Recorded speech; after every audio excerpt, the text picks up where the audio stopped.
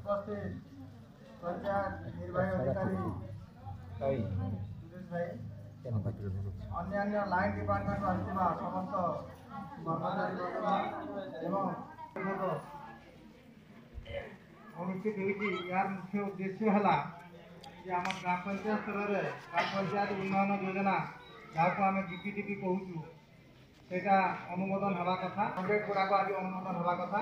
किंतु जहाँ अनुमान करुँची आपंकर ये कोरम अभाव रोचे कोरम हवा कथा आपंकर भोटर जिते अच्छा ग्राम पंचायत 10 भाग भागे हवा कथा एवं तन्मध्य 3 भाग भागे महिला हवा कथा किंतु मोर अनुमान कोरमटा हो पाना तेणु आजिकार बैठक को आम मुलतवी रखा एवं 3 दिन भितर आपको पुणी नोटिस माध्यम जन दिहब और जो दिन ग्राम सभा अनुष्ठित हो कार्यकारी होता